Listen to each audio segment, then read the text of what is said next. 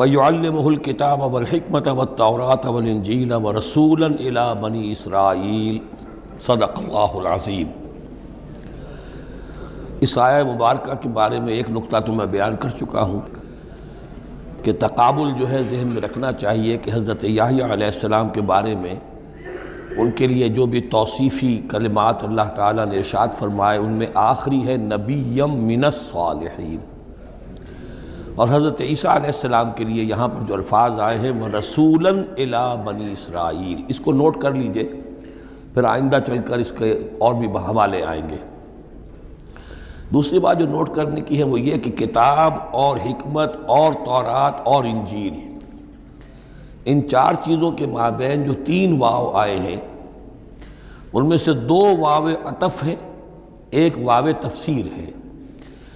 اللہ ان کو سکھائے گا کتاب اور حکمت، یعنی تورات اور انجیل۔ یہ درمیانی واو جو ہے یہ یعنی کے معنی میں ہے، اس لیے کہ جیسا کہ میں کئی مرتبہ پہلے بتا چکا ہوں، تورات میں صرف احکام تھے، حکمت نہیں تھی۔ انجیل میں صرف حکمت ہے، احکام نہیں ہے، اور اسی نقطے کو سمجھ لینے سے ساری گتھی حل ہوتی ہے، اور اگر اسی کو نہیں سمجھا ہے لوگوں نے تو پھر بہت ان کے ذہنوں میں پریشانیاں رہتی ہیں۔ تو اس مقام کو نوٹ کیجئے، وَيُعَلِّمُهُ الْكِتَابَ وَالْحِكْمَةَ، اللہ اسے سکھائے گا کتاب بھی اور حکمت بھی، وَالتَّوْرَاةَ وَالْإِنْجِيلَ، یعنی تورات بھی اور انجیل بھی، وَرَسُولًا إِلَىٰ بَنِي إِسْرَائِيلَ انی قد جئتکم بآیۃ من ربکم۔ ابھی تک گفتگو ہو رہی تھی کہ حضرت مریم سلام علیہا کو یہ ساری خوشخبریاں اللہ تعالیٰ کی طرف سے دی گئیں۔ اب یوں سمجھئے، to cut a long story short, درمیان کا وقفہ ان کی ولادت ہوئی، وہ پلے بڑھے، وہ ساری تاریخ بیچ میں سے حذف کر کے نقشہ کھینچا جا رہا ہے اب کہ حضرت مسیح علیہ السلام نے اب اپنی دعوت کا آغاز کر دیا ہے۔ انی قد جئتکم بآیۃ من ربکم، میں تمہارے پاس آیا ہوں تمہارے رب کی طرف سے نشانی لے کر۔ انی اخلق لکم من الطین کہیئۃ الطیر، کہ میں تمہارے سامنے یا تمہارے لیے بناتا ہوں گارے سے ایک پرندے کی شکل، فانفخ فیہ، پھر میں اس میں پھونک مارتا ہوں، فیکون طیرا باذن اللہ، تو وہ بن جاتا ہے اڑتا ہوا پرندہ اللہ کے حکم سے۔ یہاں آپ نوٹ کرتے جائیے گا، ہر معجزے کے بعد باذن اللہ باذن اللہ باذن اللہ، یعنی یہ میرا کوئی دعویٰ نہیں ہے، میرا کوئی کمال نہیں ہے، یہ جو کچھ ہے وہ اللہ کے حکم سے ہے۔ وَأُبْرِئُ الْأَكْمَحَ وَالْأَبْرَصَ وَأُحْيِي الْمَوْتَىٰ بِإِذْنِ اللَّهِ، اور میں شفا دے دیتا ہوں مادرزاد اندھے کو بھی اور کوڑھی کو بھی، اور میں مردہ کو زندہ کر دیتا ہوں بِإِذْنِ اللَّهِ، اللہ کے حکم سے۔ وَأُنَبِّئُكُم بِمَا تَأْكُلُونَ وَمَا تَدَّخِرُونَ فِي بُيُوتِكُمْ، اور میں تمہیں یہ بھی بتا سکتا ہوں کہ تم کیا کھاتے ہو اور کیا چیزیں تم نے اپنے گھروں میں ذخیرہ کر رکھی ہیں۔ إِنَّ فِي ذَلِكَ لَآیَةً لَکُمْ، اس میں تمام چیزوں میں تمہارے لیے نشانی ہے، إِن كُنتُم مُؤْمِنِينَ، اگر تم ایمان والے ہو یا ایمان لانا چاہو، یعنی یہ کہ اپنی رسالت کے صداقت اور حقانیت کے دلیل کے طور پر یہ معجزات پیش فرمائے۔ وَمُصَدِّقًا لِمَا بَيْنَ يَدَيَّ مِنَ التَّوْرَاةِ، اور میں تصدیق کرتے ہوئے آیا ہوں اس کی کہ جو میرے سامنے موجود ہے تورات میں سے۔ وَلِأُحِلَّ لَكُمْ بَعْضَ الَّذِي حُرِّمَ عَلَيْكُمْ، اور تاکہ میں کچھ حلال قرار دوں تم پر وہ چیزیں جو تم پر حرام کر دی گئی ہیں۔ یہ اصل میں اشارہ ہے سبت کے حکم کے بارے میں، کہ جیسے ہمارے ہاں بھی بعض جو مذہبی مزاج کے لوگ ہوتے ہیں ان میں پھر بڑی سختی پیدا ہو جاتی ہے، غلو کرتے چلے جاتے ہیں دین کے احکام میں۔ تو سبت کے حکم میں یہودیوں نے اس حد تک غلو کر لیا تھا کہ کسی مریض کو دعا کرنا اس کے لیے کہ اللہ اس کو شفا دے دے، یہ بھی نہیں کرنا، کچھ نہیں کرنا، کوئی کام، گویا کہ یہ بھی دنیا کا کام ہے۔ لہذا اس کی ایک انتہا تک وہ پہنچ گئے تھے جن کو آ کے حضرت مسیح علیہ السلام نے پھر اس کی وضاحت کی کہ یہ چیز کے اس کی تقاضوں میں شامل نہیں ہے۔ وَجِئْتُكُم بِآیَةٍ مِّن رَبِّكُمْ، اور میں تمہارے پاس لے کر آیا ہوں نشانی تمہارے رب کی طرف سے، فَاتَّقُوا اللَّهَ وَأَطِیعُونِ، پس اللہ کا تقوی اختیار کرو اور میری اطاعت کرو۔ إِنَّ اللَّهَ رَبِّي وَرَبُّكُمْ فَاعْبُدُوهُ، یقیناً اللہ ہی میرا بھی رب ہے اور تمہارا بھی رب ہے، پس اسی کی بندگی کرو۔ ھذا صراط مستقیم، یہی سیدھا راستہ ہے۔ آپ کو یہی الفاظ ملیں گے سورہ مریم میں انشاءاللہ۔ فَلَمَّا أَحَسَّ عِیسیٰ مِنْهُمُ الْكُفْرَ، اب پھر دیکھیے وہی درمیانی وقفوں کو چھوڑتے ہوئے یہ دعوت میں کتنا عرصہ لگا، کئی سال کے بعد اب مخالفت ہوئی، اور مخالفت ہوئی ان کی ان کے علماء کی طرف سے۔ یہود کے جو علماء تھے شدید ترین مخالفت انہوں نے کی، ان کی مسندوں کو خطرہ ہو گیا، ان کی چودراہٹیں جو ہے وہ خطرے میں پڑ گئی، تو انہوں نے مخالفت کی۔ اور اس وقت تک ظاہر بات ہے کہ یہودیوں پر ان کے علماء کا جو ہے اثر و رسوخ بہت زیادہ تھا۔ فلما احس عیسیٰ منہم الکفر، جب عیسیٰ نے محسوس کیا ان سے کفر کی شدت کہ اب یہ مخالفت پر تل گئے ہیں، قال من انصاری الی اللہ، تو انہوں نے ایک پکار لگائی، ایک ندا دی، ایک دعوت عام دی، کون ہے جو میرے مددگار ہے اللہ کی راہ میں۔ یعنی اب جو کشاکش ہونے والی ہے، جو تصادم ہونے والا ہے، اس میں ایک حزب اللہ بنے گی اور ایک حزب الشیطان ہوگا، کون ہے جو میرا مددگار ہو الی اللہ، اللہ کے کام میں۔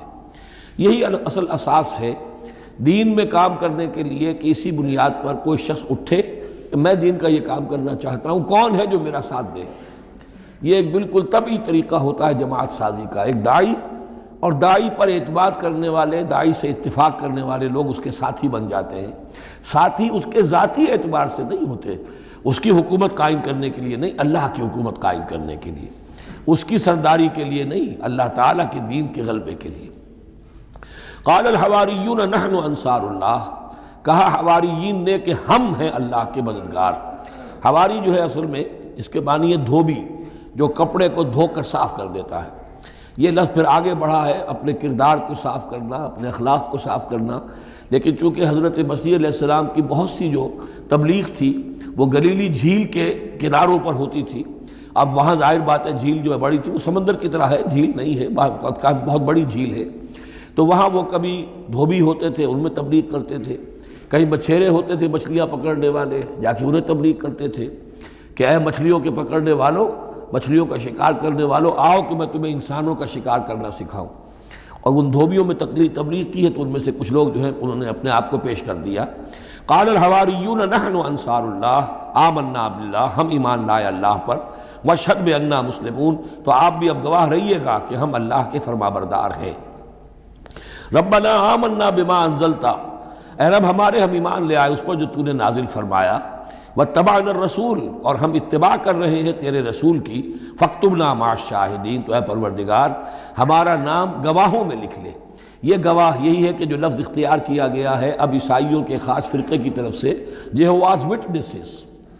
یہوا کا لفظ جو ہے وہ عبرانی میں خدا کے لیے ہے، خدا کے گواہ، یعنی وہی بات کہ جو قرآن مجید میں آئی ہے، وَكَذَلِكَ جَعَلْنَاكُمْ أُمَّةً وَسَطًا لِتَكُونُوا شُهَدَاءَ عَلَى النَّاسِ وَيَكُونَ الرَّسُولُ عَلَيْكُمْ شَهِيدًا، تو اللہ ہمیں اپنے گواہوں میں ہمارا نام لکھ لے، یہواز وٹنسز۔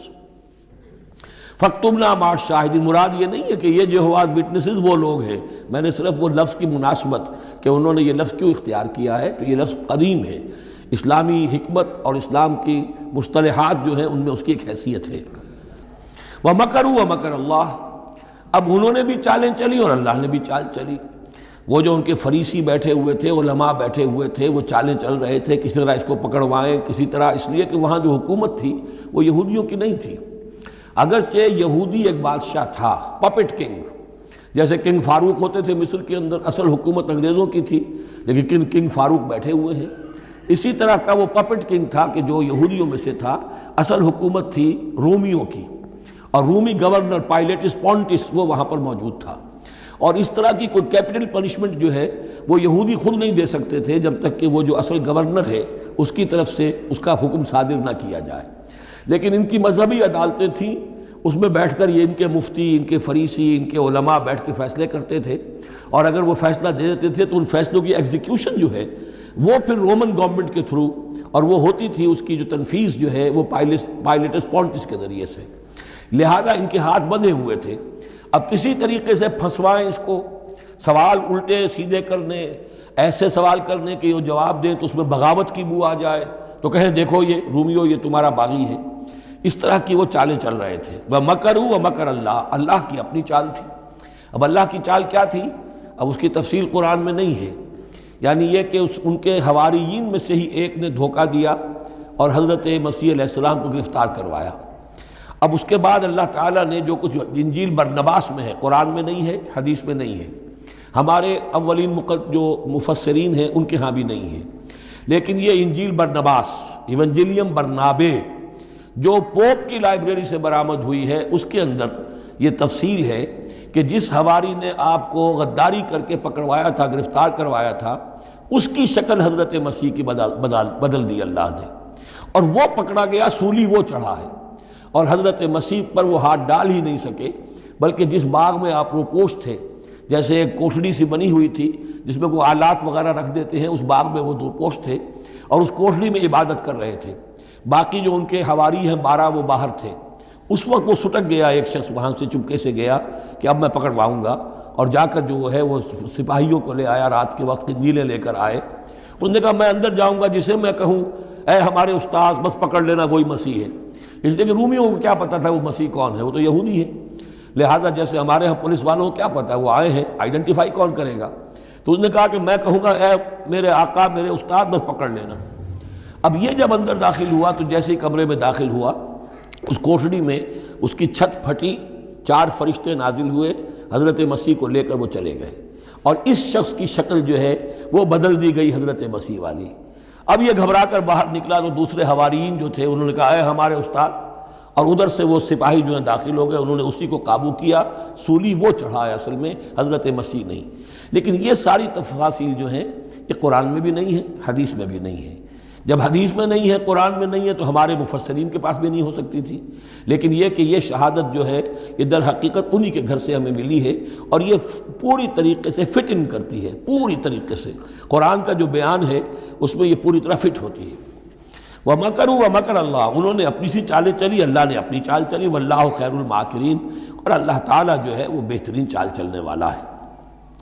اِذْ قَالَ اللَّهُ يَا عِيسَىٰ إِنِّي مُتَوَفِّيكَ وَرَافِعُكَ إِلَيَّ، یاد کرو جب کہ اللہ نے عیسیٰ سے کہا عیسیٰ میں تمہیں اب لے جانے والا ہوں، یہ لفظ ہے کہ جس کو قادیانیوں نے اصل میں بہت بڑی بنیاد بنایا ہے اپنے غلط عقیدے کی، کہ وفات مسیح ہو چکی ہے۔ اس لفظ کو اچھی طرح سمجھ لیجئے، وفا کے معنی ہے پورا کرنا، وعدہ وفا کرو، وفا۔ اب اس سے جب کہا جائے کسی کو پورا دینا تو باب تفعیل میں آئے گا وفا یوفی توفیتاً، وہ ہم پڑھ چکے ہیں، ووفیت کل نفس فکیف اذا جاء، جب وہ دن آئے گا ووفیت کل نفس ما عملت، جو کچھ انہوں نے کیا ہوگا پورا پورا ان کو دے دیا جائے گا۔ یہ دیکھ لیجئے آیت نمبر 25، فکیف اذا جمعناہم لیوم لا ریب فیہ ووفیت کل نفس ما کسبت وہم لا یظلمون، ہر ایک کو بھرپور پورا پورا بدلہ اس کے اعمال کا دے دیا جائے گا۔ یہ ہے کسی کو پورا پورا دینا، کسی سے پورا پورا لے لینا یہ باب تفاعل ہوگا، توفا یا توفا، کسی کو پورا لے لینا، تو پورا لے لیتا ہے اللہ تعالیٰ نے، یہ لفظ جو ہے پورا بتمام و کمال، یہ گویا کہ منطبق ہوتا ہے حضرت مسیح پر، کہ حضرت مسیح کو ان کے جسم اور جان سمیت اللہ لے گیا۔ ہم جب کہتے ہیں وفات پا گیا تو یہ ہے استعارتاً، جسم یہی رہ گیا صرف جان گئی ہے، اور یہی لفظ قرآن میں آتا ہے نیند کے لیے بھی، اللہ یتوفی الانفس حین موتہا، اس لیے کہ نیند میں بھی یہ ہوتا ہے کہ خود شعوری نکل جاتی ہے انسان میں سے، اگرچہ زندہ ہے، اب اس کو اگر کوئی چیونٹی کاٹ رہی ہے تو جاگ جائے گا، لیکن ویسے اس کی خود شعوری ختم ہو چکی ہے، اور روح کا تعلق ہے خود شعوری کے ساتھ، تو نیند میں بھی اللہ تعالیٰ روح کو قبض کر لیتا ہے، اس کے لیے بھی توفی کا لفظ ہے۔ پھر جب انسان مرتا ہے تو روح اور جان دونوں چلی گئیں اور صرف جسم رہ گیا، یہ بھی توفی ہے۔ اور سب سے زیادہ مکمل توفی کیا ہے کہ اللہ تعالیٰ حضرت مسیح کو ان کے جسم، جان اور روح تینوں سمیت سموچے حضرت مسیح کو زندہ جو کا توں لے گیا۔ یہ ہے عقیدہ جو مسلمانوں کا ہے، اور جہاں تک لفظ کا تعلق ہے اس میں قطعاً کوئی بات جو ہے اس میں ایسی نہیں ہے کہ جس سے کوئی شخص دلیل پکڑ سکے، سوائے اس کے کہ ان لوگوں کو بہکانا آسان ہے جنہیں عربی زبان کی گرامر سے واقفیت نہیں، وہ ایک ہی وفات جانتے ہیں۔ وفات 3 ہو گئی ہیں اضلوع قرآن جو میں نے آپ کو سمجھائی ہیں۔ اس قال اللہ یا عیسیٰ انی متوفیک، میں تمہیں لے جاؤں گا، ورافعک الیہ، اور تمہیں اپنی طرف اٹھا لوں گا، ومطہرک من الذین کفروا، اور تمہیں پاک کر دوں گا ان لوگوں سے جنہوں نے تمہارے ساتھ کفر کیا ہے، وجاعل الذین اتبعوک فوق الذین کفروا الی یوم القیامہ، اور جو لوگ بھی تیری پیروی کریں گے انہیں اب ہمیشہ ہمیش کے لیے قیامت تک ان کے اوپر رکھوں گا کہ جنہوں نے کفر کیا ہے تیرے ساتھ، جو تیرا انکار کر رہے ہیں یہودی، اس کے بعد سے جو پسے ہیں آج تک پس رہے ہیں۔ حضرت مسیح سن 30 میں اٹھا لیے گئے یا 33 میں، اور اس کے بعد سے آپ کو معلوم ہے کہ مسلسل سن 70 عیسوی میں ہیکل سلیمانی ختم ہوا، 1,20,000 یا 1,33,000 یہودی ایک دن میں ٹائٹس نے قتل کیے یروشلم میں، حضرت مسیح کے رفع سماوی کے 40 برس بعد۔ ان کا ہیکل سلیمانی بھی وہ جو ہے وہ ختم کر دیا گیا، اب اس کی ایک دیوار ہے، میں بتا چکا ہوں 1927-28 برس ہو گئے ہیں کہ ان کا کعبہ گرا پڑا ہے۔ 1917 سے پہلے تک، بلکہ یوں سمجھیے پہلے 500 برس تک تو ان کا داخلہ بھی ممنوع تھا۔ یہ تو حضرت عمر کے ہاتھوں جب فتح ہوا ہے، یہ ڈائسپورا کا ان کا پیریڈ کہلاتا ہے۔ ایک پیریڈ ان کا کیپٹیوٹی کا تھا، جبکہ وہ نبوکدنضر لے گیا تھا انہیں اور بیبیلونیا میں قید میں رکھا ہے، وہ ہے ان کا پیریڈ آف کیپٹیوٹی۔ اس کے بعد واپس آئے حضرت عزیر کے زمانے میں، دوبارہ دوسرا ٹیمپل بنایا، اس کے بعد یہ ٹیمپل سن 70 عیسوی میں ختم ہوا، اور ڈائسپورا کہلاتا ہے کہ منتشر ہو جانا۔ انہیں وہاں سے نکال دیا گیا تھا کہ تم دفع ہو جاؤ یہاں سے، اب فلسطین میں تم نہیں رہ سکتے۔ کوئی روس چلا گیا، کوئی ہندوستان چلا گیا، کوئی مصر چلا گیا، کوئی اور یورپ چلا گیا، پوری دنیا میں پھیل گئے۔ یہ ڈائسپورا اولاً ختم ہوا ہے حضرت عمر رضی اللہ تعالیٰ عنہ کے ہاتھ سے، جب فتح ہوا ہے یروشلم۔ اس وقت حضرت عمر نے اس کو یروشلم کو اوپن سٹی قرار دیا کہ یہاں عیسائی بھی آ سکتے ہیں، مسلمان بھی آ سکتے ہیں، یہودی بھی آ سکتے ہیں، یہ سب کا مشترک شہر ہے۔ لیکن جو عیسائی تھے یروشلم کے، انہوں نے جب ہینڈ اوور کیا تھا، فتح نہیں کیا تھا مسلمانوں نے یروشلم، ایک ٹریٹی کے تحت، ایک معاہدے کے تحت ہینڈ اوور کیا تھا۔ اس معاہدے میں یہ شرط انہوں نے لکھوائی تھی کہ یہودیوں کو یہاں آباد ہونے کی اجازت نہیں دیں گے۔ چنانچہ یہ اجازت تو ہو گئی حضرت عمر کے زمانے سے کہ آ سکتے ہیں، زیارت کر سکتے ہیں، لیکن یہاں رہ نہیں سکتے، پراپرٹی پرچیز نہیں کر سکتے، کوئی مکان نہیں بنا سکتے، سیٹل نہیں ہو سکتے۔ یہ رہا ہے جب تک کہ موجود رہی ہے اسلامی خلافت۔ ترکوں نے بھی اجازت نہیں دی، بڑی سے بڑی رشوتیں یہودیوں نے دینی چاہیے انہیں، اور در حقیقت خلافت کا خاتمہ جو کروایا یہودیوں نے، وہ اس لیے کہ انہیں یہ نظر آتا تھا کہ اس خلافت کے ہوتے ہوئے ہمارے لیے ممکن نہیں رہے گا کہ ہم کسی طرح بھی فلسطین میں دوبارہ آباد ہو سکیں۔ لیکن پھر برطانیہ کے جو وزیر تھا بالفور، اس کے ذریعے سے انہوں نے بالفور ڈیکلریشن 1917 میں حاصل کیا ہے۔ پھر ان کو حق ملا ہے کہ یہ یہاں آ کر جائیداد بھی خرید سکتے ہیں، سیٹل بھی ہو سکتے ہیں، اور اس کے یوں سمجھیے کہ 31 برس کے بعد پھر اسرائیل کی ریاست وجود میں آئی ہے۔ یہ تاریخ ذہن میں رہے۔ اگرچہ 1917 کے بعد سے انہیں کچھ سانس تو مل گیا ہے، اب ایک طرح سے محسوس ہوتا ہے کہ دنیا میں بڑے اقتدار پر ہیں، مٹھی بھر ہیں، یہ زیادہ سے زیادہ 13-14 ملین ہیں، 1.5 کروڑ سے بھی کم، لیکن پوری دنیا کی سب معیشت جو ہے اس کا بڑا حصہ ان کے کنٹرول میں ہے۔ لیکن پھر بھی یہ سب کچھ جو ہے وہ عیسائیوں کی سپورٹ کی وجہ سے ہے۔ اگر عیسائی ان کی مدد نہ کریں تو ان کا تو یوں سمجھیے کہ ٹکڑے اڑا کر رکھ دیں عرب ایک دن میں۔ لیکن اب پیچھے پوری امریکہ کی حکومت ہے، امریکہ کے حواریین ہیں، خاص طور پر west white Anglo Saxon Protestants, امریکہ اور برطانیہ، وہ تو گویا کہ ان کے در خرید ہیں ایک طرح سے، اور بھی جو ممالک ہیں عیسائی اب یہ فتح کر چکے ہیں ان سب کو، عیسائیوں کے اوپر ان کا غلبہ ہے۔ اس لیے اب جو شکل ہے وہ بھی یہ ہے کہ ان کا وجود ہے یہی کہ عیسائی ہیں اوپر، اور یہ معنوی طور پر سازشی انداز میں انہیں کنٹرول کر رہے ہیں۔ اذ قال اللہ یا عیسیٰ انی متوفیک ورافعک الی ومطہرک من الذین کفروا وجاعل الذین اتبعوک فوق الذین کفروا الی یوم القیامہ ثم الی مرجعکم فاحکم بینکم فیما کنتم فیہ تختلفون۔ پھر تم سب جو ہے تمہارا لوٹنا میری ہی طرف ہے، اور پھر میں تمہیں بتا دوں گا اور فیصلہ کر دوں گا تمہارے مابین ان باتوں میں جن میں تم اختلاف کر رہے تھے۔ فَأَمَّا الَّذِينَ كَفَرُوا فَأُعَذِّبُهُمْ عَذَابًا شَدِيدًا فِي الدُّنْيَا وَالْآخِرَةِ، تو وہ لوگ کہ جو کفر کی روش اختیار کریں گے میں انہیں عذاب دوں گا، بہت سخت عذاب، دنیا میں بھی اور آخرت میں بھی۔ وَمَا لَهُم مِّن نَاصِرِينَ، اور نہیں ہوں گے ان کے لیے کوئی مددگار۔ وَأَمَّا الَّذِينَ آمَنُوا وَعَمِلُوا الصَّالِحَاتِ، اور جو ایمان لائیں گے اور نیک عمل کریں گے، فَيُوَفِّيهِمْ، اب دیکھیے وفا یوفی دینا، پورا پورا دینا، تو ان کو وہ پورا پورا دے گا، اجورہم، ان کا اجر۔ واللہ لا يحب الظالمین، اللہ ظالموں کو پسند نہیں کرتا۔ ذالک نتلوہ علیک من الآیات والذکر الحکیم، یہ وہ چیزیں ہیں جو ہم آپ کو پڑھ کر سنا رہے ہیں۔ گویا کہ یہاں بھی پس منظر میں حضرت جبرائیل علیہ السلام ہے کہ یہ اللہ تعالیٰ کی آیات ہیں اور ذکر حکیم ہے جو ہم آپ کو پڑھ کر سنا رہے ہیں۔ ان مثل عیسیٰ عند اللہ کمثل آدم، عیسیٰ کی مثال اللہ کے نزدیک آدم کی سی ہے۔ خلقہ من تراب ثم قال له کن فیکون، اسے بنایا مٹی سے، پھر کہا ہو جا، وہ ہو گیا۔ اب یہ آیت وہ ہے قرآن مجید میں کہ جو لوگ بھی اسپیشل کریشن کے قائل ہیں کہ حضرت آدم کسی ایولیوشن کے نتیجے میں کسی سپیشیز کے وجود میں آنے کے بعد اس کے ایک فرد کی حیثیت سے نہیں ان کا استفاء ہوا، بلکہ وہ اسپیشلی کریٹ کیے گئے ہیں مٹی سے براہ راست، ان کے حق میں یہ آیت دلیل ہے۔ تو یہ جو بھی نظریات ہیں ابھی، چونکہ ایولیوشن بھی ہے تو وہ بھی نظریہ ہے، تھیوری آف اسپیشل کریشن ہے وہ بھی نظریہ ہے۔ نظریوں کے باب میں انسان ادھر ادھر کوئی رائے رکھ سکتا ہے، ابھی یہ کوئی طے شدہ حقائق نہیں ہے۔ ان میں ہم غور کر سکتے ہیں کہ قرآن مجید میں کس مقام پر کس چیز کے لیے کوئی تائید یا کوئی تھوڑی سی توثیق نکلتی ہے۔ تو اللہ کے نزدیک تو عیسیٰ کی مثال ایسے ہی ہے جیسے آدم، اسے مٹی سے بنایا اور کہا کن فیکون۔ تو اب اگر اسپیشل کریشن کا معاملہ ہے تو نہ باپ نہ ماں، بغیر باپ اور بغیر ماں کے تو کیا وہ الہ بن گئے؟ بنانے والا تو اللہ ہے۔ حضرت عیسیٰ ماں تو ہے باپ نہیں ہے، حمل تو ہوا ہے، 9 مہینے ماں کے پیٹ میں تو رہے ہیں، تو وہ تو آدم سے کم معاملہ ہوا تخلیق میں اعجاز کے اعتبار سے۔ اور حضرت اس سے کم تر ذرا دیکھ لو تو بوڑھے پھونس حضرت زکریہ اور بوڑھی پھونس ان کی اہلیہ جو ساری عمر بانجھ رہیں اور ان کو اللہ نے اولاد دے دی۔ تو یہ سارے جو ہیں معجزات ہیں، اللہ کا اختیار ہے جو چاہے کرے، اس سے کسی کی الوہیت کی دلیل نہیں نکلتی۔ الحق من ربک، یہ حق ہے آپ کے رب کی طرف سے، فلا تکن من الممترین، تو ہرگز نہ ہو جانا اس میں شک کرنے والوں میں سے۔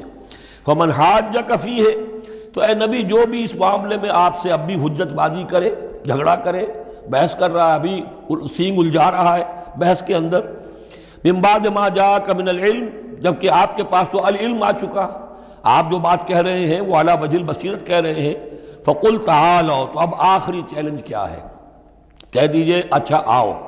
یہ جو ان کا آیا تھا، 2 بڑے بڑے ان کے لاٹ پادری تھے، ابو حارثہ ابن علقمہ اور قرظ بن علقمہ، اور ان کی سرکردگی میں 70 افراد تھے جو کہ نجران سے آئے تھے۔ یہ سارا کئی دن معاملہ چلتا رہا، اور پھر آخر میں حضور سے کہا گیا اچھا آپ مباہلہ کیجئے، قل، ان سے کہہ دیجئے تعالوا، آؤ، ندعو ابناءنا و ابناءکم، آؤ ہم بلاتے ہیں اپنے بیٹوں کو، تم بلاؤ اپنے بیٹوں کو، ونساءنا ونساءکم، ہم بلا لیتے ہیں اپنی عورتوں کو، تم بلاؤ اپنی عورتوں کو، وانفسنا وانفسکم، اور ہم بھی آ جاتے ہیں تم بھی آ جاؤ، ثم نبتہل، پھر ہم گڑ گڑا کر اللہ سے دعا کریں، فنجعل لعنت اللہ علی الکاذبین، تو ہم کہیں کہ اے اللہ جو ہم میں سے جھوٹا ہو اس پر لعنت کر دے۔ یہ مباہلہ ہے، اور یہ مباہلہ ہوتا ہے کب؟ جب کہ احقاق حق ہو چکے، بات پوری واضح ہو جائے، آپ کو یقین ہو کہ یہ میرا مخاطب جو ہے بات سمجھ گیا ہے، صرف ضد میں اڑا ہوا ہے، اس وقت پھر یہ مباہلہ آخری شے ہوتی ہے تاکہ ظاہر ہو جائے۔ اگر تو واقعتاً اسے یقین ہے تو وہ مباہلہ کی چیلنج قبول کر لے گا، اور اگر دل میں چور ہے، وہ جانتا ہے کہ حق بات تو اسی کی ہے، اور لہذا پھر وہ مباہلہ نہیں کرے گا۔ چنانچہ یہی ہوا، انہوں نے مباہلے سے انکار کیا، فرار کی راہ اختیار کی، اور ایسے ہی چلے گئے۔ فمن حاجک فیہ من بعد ما جاءک من العلم فقل تعالوا ندعو ابناءنا وابناءکم ونساءنا ونساءکم وانفسنا وانفسکم ثم نبتہل فنجعل لعنت اللہ علی الکاذبین ان ھذا لہو القصص الحق، یہ ہے صاف صاف جو بھی سرگزشت ہے صحیح اور حق وہ یہ ہے، وما من الہ الا اللہ، اور نہیں ہے کوئی معبود اللہ کے سوا، وَإِنَّ اللَّهَ لَهُوَ الْعَزِيزُ الْحَكِيمُ، اور یقیناً اللہ تعالیٰ ہی ہے زبردست اور کمال حکمت والا۔ یہاں اب دوسرا حصہ ختم ہو گیا، یہ 31 آیات ہیں، 32 اور 31 مل کر یہ 63 آیت پر۔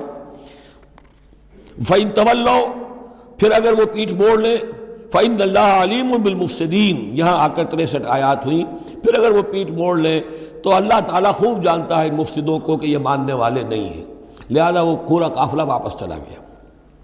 اب یہ جو تیسرا حصہ نصف اول کا آ رہا ہے، یہ پھر انہی 4 رکوعوں کے بہت مشابہ ہے کہ جو سورہ بقرہ میں آئے تھے 15ویں سے لے کر 18ویں رکوع تک، جس میں تحویل قبلہ، حضرت ابراہیم کا ذکر، کعبے کا ذکر، پھر اہل کتاب کو دعوت، وہ کیفیت آپ کو یہاں ملے گی۔ قل یا اہل الکتاب تعالوا الی کلمۃ سواء بیننا و بینکم، اے نبی کہیے اے اہل کتاب، اب یہاں جمع کر لیا گیا یہود اور نصارہ دونوں کو۔ وہاں گفتگو زیادہ تر یا بنی اسرائیل تھی، ابھی تک حضرت عیسیٰ کا معاملہ تھا، وہ گویا کہ نصرانیوں سے بات تھی، اب ہے اہل کتاب، دونوں کے دونوں۔ قل یا اہل الکتاب تعالوا الی کلمۃ سواء بیننا وبینکم، کہیے کہ اے کتاب والو آؤ ایک ایسی بات کی طرف جو ہمارے اور تمہارے مابین بالکل برابر ہے، متفق علیہ ہے۔ وہ کیا ہے؟ اللہ نعبد الا اللہ، اللہ کے سوا کسی کی بندگی نہ کریں، ولا نشرک بہ شیئا، اس کے ساتھ کسی چیز کو شریک نہ ٹھہرائیں، ولا یتخذ بعضنا بعضا اربابا من دون اللہ، اور ہم میں سے کوئی ایک دوسرے کو اللہ کے ساتھ رب نہ بنا لے۔ اس سے مراد کیا ہے؟ جیسے کہ پوپ کو انہوں نے رب بنا لیا، کہ پوپ کو اختیار ہے جس چیز کو چاہے حلال قرار دے دے، جس چیز کو چاہے حرام قرار دیتے، یہ گویا کہ ان کو اس کو پوپ کو بھی رب مان لینا ہے۔ چنانچہ یہ واقعہ ہے کہ مشہور جو سخی تھے حاتم طائی، ان کے بیٹے عدی ابن حاتم رضی اللہ تعالیٰ عنہ، وہ ایمان لائے، عیسائی تھے پہلے، تو انہوں نے ایک مرتبہ حضور سے کہا کہ یہ قرآن یہ کہتا ہے کہ ہم نے اللہ کے سوا کسی اور کو رب بنا لیا، تو یہ بات کچھ سمجھ میں نہیں آئی، ہم نے تو کسی کو رب نہیں بنایا۔ تو حضور نے فرمایا کیا یہ صحیح نہیں ہے کہ تمہارے جو پادری کہہ دیں، جو پوپ کہہ دیں کہ یہ حق ہے، یہ صحیح ہے، یہ جائز ہے، اس کو تم جائز مان لیتے ہو، جس کو وہ کہہ دیں حرام ہے حرام مان لیتے ہو کہ جی ہاں ایسا تو ہے۔ تو یہ حق جو ہے یہ صرف اللہ کا ہے، اور جو اس حق کو اختیار کرتا ہے وہ گویا رب ہونے کا دعویٰ کرتا ہے۔ اب یہ ساری قانون سازی جو شریعت کے خلاف کی جا رہی ہے، یہ خدائی کا دعویٰ ہے جو لوگ کر رہے ہیں بیٹھے ہوئے، اور ان ہاؤسز میں پہنچنے کے لیے جو بےتاب ہوتے ہیں اور جس کے لیے کروڑوں روپیہ خرچ کرتے ہیں، جہاں جا کر یا تو پہلے طے ہو جائے یہاں کوئی قانون سازی کتاب و سنت کے منافی نہیں ہو سکتی، پھر جائیے، پھر وہاں پر جا کر قانون سازی کتاب و سنت کے دائرے کے اندر کیجیے۔ لیکن جہاں یہ نہیں ہے تو وہ جو فرمایا یہاں پر نوٹ کر لیجئے، تعالوا الی کلمۃ سواء بیننا وبینکم اللہ نعبد الا اللہ ولا نشرک بہ شیئا ولا یتخذ بعضنا بعضا اربابا من دون اللہ فإن تولوا، پھر اگر وہ منہ موڑ لیں، فقولوا، اے مسلمانوں تم کہو، فقولوا اشہدوا بأننا مسلمون، اچھا بھائی آپ لوگ گواہ رہے ہم تو مسلمان ہیں، ہم نے تو اللہ کی اطاعت قبول کر لی، ہم ان تینوں باتوں پر قائم رہیں گے، آپ کو اگر پسند نہیں ہے تو آپ کی مرضی۔ یا اہل الکتاب، اے کتاب والو، لم تحاجون فی ابراہیم، تم ابراہیم کے بارے میں کیوں جھگڑتے ہو؟ وما انزلت التوراۃ والانجیل الا من بعدہ، حالانکہ تم بھی مانتے ہو کہ تورات بھی ان کے بعد نازل ہوئی، انجیل بھی بعد میں نازل ہوئی، یہودیت بعد کی پیداوار ہے اور نصرانیت بھی بعد کی پیداوار ہے۔ تو ما کان ابراہیم یہودیا ولا نصرانیا ولکن کان حنیفا مسلما، وہ تو مسلمان تھے، وہ تو اللہ کے فرما بردار تھے، یہودی یا نصرانی تو نہیں تھے۔ افلا تعقلون، تو کیا تم عقل سے کام نہیں لیتے؟ ہاں انتم ہؤلاء حاججتم فیما لکم بہ علم، دیکھو یہ تم لوگ اب تک جو بھی باتیں کرتے رہے ہو، تم نے مباحثہ کیا ہے، وہ ان چیزوں کے بارے میں بھی ہے جس کا تمہیں کچھ علم ہے۔ فلم تحاجون فیما لیس لکم بہ علم، ایسی چیزوں کے بارے میں حجت بازی کیوں کرتے ہو جن کے لیے تمہارے پاس کوئی دلیل ہی نہیں، کوئی بنیاد نہیں، کوئی علم نہیں۔ ابراہیم کو کیا قرار دو گے، نصرانی یا یہودی؟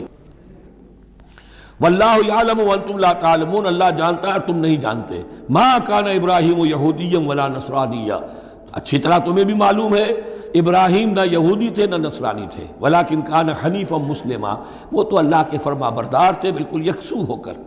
وما کان من المشرکین، اور نہ ہی وہ مشرکوں میں سے تھے۔ گویا کہ تین طبقات جو موجود تھے عرب میں اس وقت، یا مشرکین عرب تھے، وہ بھی اپنے آپ کو منسوب کرتے تھے، وہ تو چونکہ نسل تو حضرت اسماعیل کی ہے تو وہ بھی کہتے تھے ہمارا رشتہ ابراہیم سے ہے، یہودی بھی نصرانی بھی، لیکن فرمایا ابراہیم جو ہے وہ نہ یہودی تھے نہ نصرانی تھے نہ مشرک تھے۔ ان اول الناس بابراہیم للذین اتبعوہ، یقیناً ابراہیم سے سب سے زیادہ قربت رکھنے والے لوگ تو وہ ہیں جو ان کی پیروی کرتے ہیں، اور وہ کون ہے؟ وَهَذَا النَّبِيُّ، یہ نبی محمد صلی اللہ علیہ وسلم، والذین آمنوا، اور وہ کہ جو ان پر ایمان لائے، واللہ ولی المومنین، اور اللہ ان مومنوں کا ساتھی ہے، مددگار ہے، پشت پناہ ہے، حمایتی ہے۔ وَدَّتْ طَائِفَةٌ مِّنْ أَهْلِ الْكِتَابِ لَوْ يُضِلُّونَكُمْ وَمَا يُضِلُّونَ إِلَّا أَنفُسَهُمْ وَمَا يَشْعُرُونَ، اہل کتاب کا ایک گروہ جو ہے تلا ہوا ہے، اس پر آرزو مند ہے کہ اے مسلمانوں تمہیں کسی طریقے سے گمراہ کر دیں۔ لَوْ يُضِلُّونَكُمْ وَمَا يُضِلُّونَ إِلَّا أَنفُسَهُمْ، وہ نہیں گمراہ کر سکیں گے مگر اپنے آپ کو، وَمَا يَشْعُرُونَ، انہیں اس کا شعور نہیں ہے۔ یا اہل الکتاب، دیکھیے کو انداز جو ہے بڑا ہی داعیانہ، جیسا کہ وہ جو 5واں رکوع تھا سورہ بقرہ کا، اس طرح کا انداز ہے یہاں۔ یا اہل الکتاب لما تکفرون بآیات اللہ وانتم تشہدون، اے کتاب والو، اے اہل کتاب، کیوں تم اللہ تعالیٰ کی آیات کا انکار کرتے ہو جبکہ تم اس کے قائل ہو، پہچان چکے ہو، دل میں جان چکے ہو۔ یا اہل الکتاب لم تلبسون الحق بالباطل وتکتمون الحق وانتم تعلمون، اے اہل کتاب کیوں تم حق کے اوپر باطل کا ملمہ چڑھاتے ہو، کیوں حق کو چھپاتے ہو جانتے بوجھتے۔ یہ بھی اس 5ویں رکوع میں آیت موجود تھی، ولا تلبسوا الحق بالباطل وتکتموا الحق وانتم تعلمون۔ وقالت طائفۃ، اب ایک بڑی سازش کا ذکر ہو رہا ہے کہ جو انہوں نے کی تھی مسلمانوں کے خلاف اور محمد رسول اللہ کو ناکام بنانے کے لیے۔ اس سازش کا پس منظر کیا تھا کہ چونکہ صورتحال یہ آ چکی تھی دنیا کے سامنے کہ جو ایک مرتبہ دائرہ اسلام میں داخل ہو جاتا تھا، اب چاہے اسے مار دیں، اسے پیٹیں، اسے بھوکا رکھیں، اسے سزا دیں، جو بھی ٹارچر کریں، واپس نہیں آتا۔ تو دھاک بیٹھ گئی نا کہ اسلام کے اندر کوئی ایسی کشش ہے، اسلام کے اندر کوئی ایسی حقانیت ہے، کوئی ایسی مٹھاس ہے کہ ایک آدمی بڑی سے بڑی قربانی دینے کو تیار ہے، ایک دفعہ اسلام قبول کرنے کے بعد اسلام کو سے دستبردار ہونے کو تیار نہیں۔ یہ جو ساکھ بن گئی تھی اس کو توڑنے کا ذریعہ سوچا انہوں نے کہ ایسا کرو، صبح کے وقت اعلان کرو کہ ہم ایمان لے آئے، سارا دن محمد کی صحبت میں رہو صلی اللہ علیہ وسلم، شام کو کہہ دو جی دیکھ لیا ہم نے، کچھ نہیں ہے یہاں، یہ دور کے ڈھول سہانے ہیں، ہم تو اپنے ہی کفر میں جا رہے ہیں، اپنے ہی راستے پہ جا رہے ہیں۔ اب اس سے یقیناً کچھ لوگ سمجھیں گے کہ انہوں نے سازش کی ہوگی، کچھ لوگ سمجھیں گے کہ بھائی بڑے متقی لوگ تھے، بڑے خشوع و خضوع کے ساتھ آئے تھے، بڑے اعلان کے ساتھ، شان کے ساتھ انہوں نے کلمہ کہا تھا اور ایمان قبول کیا تھا، پھر دیکھو سارے دن حضور کی محفل میں بیٹھے رہے ہیں، کچھ نہ کچھ تو دیکھا ہی ہوگا نا آخر، ایسے کیسے یہ لوگ چلے گئے۔ عام لوگوں کے دلوں میں وسوسہ اندازی جو ہے اس سے کرنا بہت آسان کام ہے۔ وہ سازش تھی جو بنائی، اور اسی کا اصل میں تعلق ہے قتل مرتد کی سزا۔ اسلامی ریاست میں اس سازش کا راستہ روکنے کے لیے یہ سزا تجویز کی گئی ہے کہ جو شخص ایمان لے آئے پھر کفر میں جائے گا تو قتل کر دیا جائے گا، کیونکہ اسلامی ریاست کی بنیاد ہے، آئیڈیولوجیکل ریاست ہے یہ، ایمان اور اسلامی تو اس کی بنیاد ہے۔ اس کی جڑوں کو کھولنے والی جو چیز ہو سکتی ہے اس کی تو پوری جو ہے اس کی بندش اور اس کا سد باب ہونا چاہیے۔ وقالت طائفۃ من اہل الکتاب آمنوا بالذی انزل علی الذین آمنوا وجہ النہار، اور اہل کتاب کے گروہ نے یہ طے کیا ایمان لاؤ اس چیز پر جو نازل کی گئی ہے ان اہل ایمان پر صبح کے وقت، دن چڑھے، وَاکْفُرُوا آخِرَہُ، اور کفر کر دو، اعلان کفر کر دو دن کے آخر میں، لعلہم یرجعون، شاید ان میں سے بھی کچھ لوٹ آئیں، اندر سے جا کے کچھ لوگوں کو تو گھسیٹ لائیں گے ہم کہ وہ جو ہے وہ بھی اسلام کو چھوڑ دیں، وہ مشتبہ ہو جائے معاملہ، ان پر وسوسہ پیدا ہو جائے۔ وَلَا تُؤْمِنُوا إِلَّا لِمَنْ تَبِعَ دِينَكُمْ، اور دیکھو ہرگز ایمان نہ لانا مگر اسی چیز پر کہ جو تمہارے دین کی پیروی کرے، ماننی اسی کی بات ہے۔ یعنی خطرہ بھی تھا کہ 4-6 اگر ہم جا کر حضور کے پاس اگر چند گھنٹے گزاریں گے تو کہیں ایسا نہ ہو کہ ہم میں سے کوئی واقعی پھر اس کا دل کھل جائے، طے کر کے گئے دیکھو ایمان نہیں لانا ہے ہم نے، وَلَا تُؤْمِنُوا إِلَّا لِمَنْ تَبِعَ دِينَكُمْ، اس پر ایمان نہیں لانا ہے ہم نے، لیکن صرف اعلان کرنا ایمان کا۔